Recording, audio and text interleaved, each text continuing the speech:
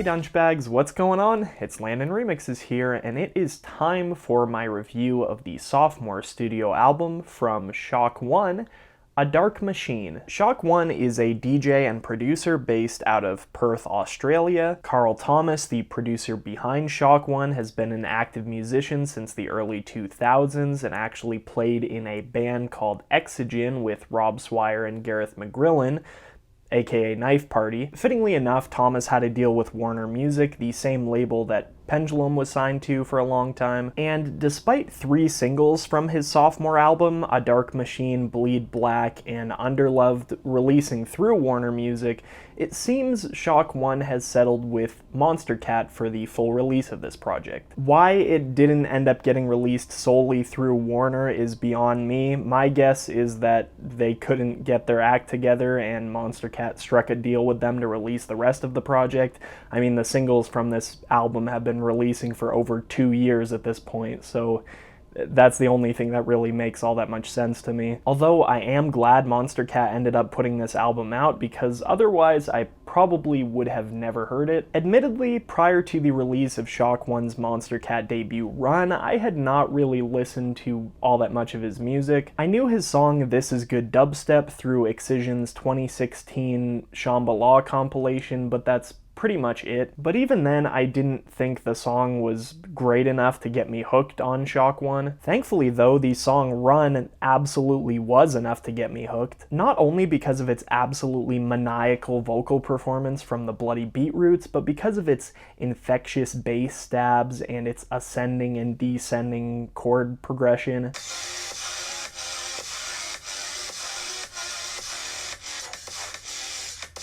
Of course, from that point forward, I had a pretty strong urge to check out some of ShockOne's other music, primarily his Warner Music singles leading up to this album. Largely enjoyed Bleed Black, not because of Cruz Patterson just spitting like a spherical lyrical miracle, but because ShockOne genuinely did something really cool and interesting in combining trap with acid. I had never heard the TB-303 used in a way that I enjoyed so much up to that point. On the other hand, I enjoyed A Dark Machine more for its memorable vocal melodies, its immaculate immersive production, and its use of vintage sounding synth basses.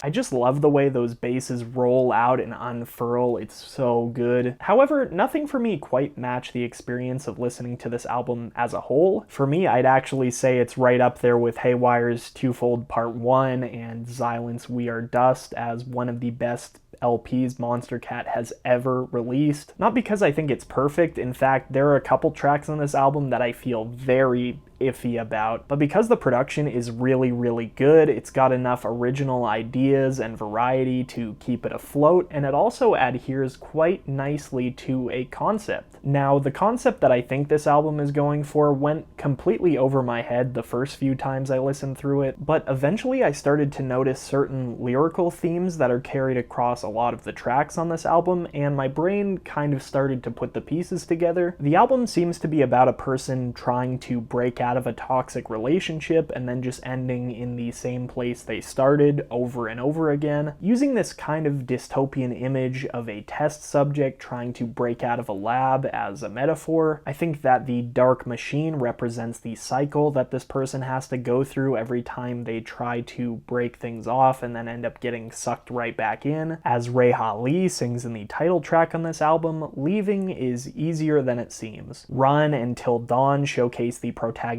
trying to escape the relationship. A Dark Machine sees them kind of falling back into old habits. Lost It sees them kind of contemplating on whether or not the relationship is really good for them and struggling to figure out how to break things off. Underloved sees them coming to terms with the fact that they aren't getting the love that they deserve. And Silver and Gold, of course, provide a conclusion to the album's narrative, though I think the song can be interpreted in a couple of different ways. One is that our protagonist finally moves on and ends up with someone who treats them right, and 2 is that they kind of fall back into old habits and start things over once again. I don't think this song is crystal clear on exactly how it's supposed to be interpreted. The lyrics are a little bit obscure, and it's kind of somber. It doesn't really have any kind of happy tone in it, so it's hard for me to tell, but I'd really like to think it's about moving on. I think that the themes of silver and gold deal with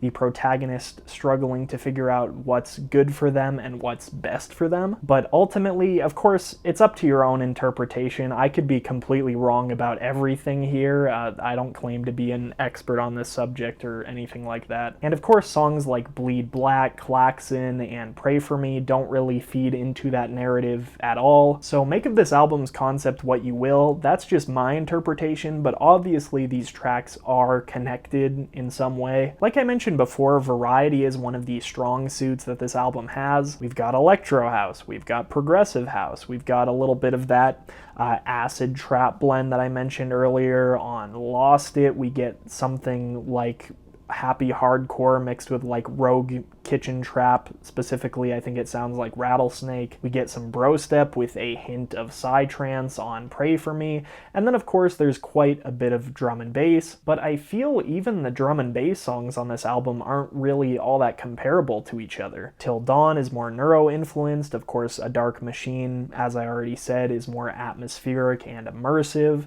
Underloved is a little bit more vocal-centric and poppy, and Klaxon I feel like is more of a festival smasher with its kind of dance floor beat and its sustained bass. And I feel like all of these different ideas are at least pretty original, and the production and the mixing is pretty pristine across this entire project, so I really don't have too many complaints, except of course, like I mentioned earlier, there are a couple songs that I feel very iffy about, and those are Till Dawn and Pray For Me. Till Dawn particularly runs its course very quickly as one of the least interesting neurofunk songs I have ever listened to. The drops just sounding terribly dry with its dee-doo, wop, wop, wop, wop, wop, dee-doo, wop, wop, wop, wop, wop.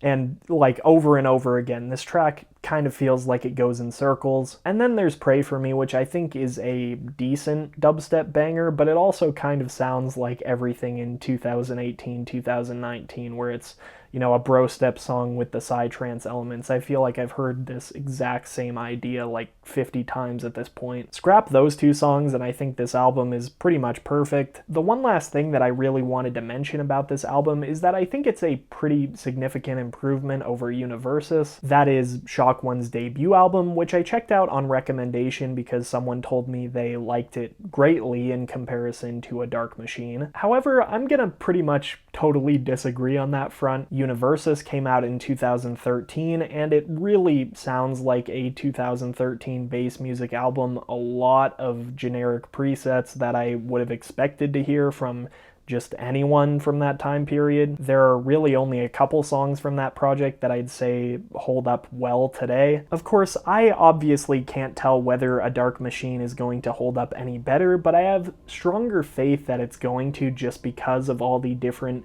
vintage elements that the album features. Oberheims and 303s, and of course vocals, which are all across this project, aren't really going out of style anytime soon. The genre blending, of course, is pretty unique across this project, with the exception of Till Dawn and Pray For Me. I can see myself coming back to this album in 10 years and reminiscing on it, and you know, the music's still holding up really well. Clearly, I really like this album, and I think a lot of you guys will too, especially if you're into, you know, acts like Pendulum and you have an appreciation for a wide array of bass music. For A Dark Machine, I am feeling a strong 7.5 to a light 8 out of 10. As always, if you guys have not listened to this album yet and you'd like to, I have the Spotify link down in the description below. If you have listened to this album, make sure to know what you think in the Durgender. Please let me know what you guys think down in the comment section. If you enjoyed this video, make sure to leave me a like, and if you're new here, consider subscribing if you'd like to see more content like this. Anyway, I'm Landon Remixes, and I hope you guys have a good day. Peace.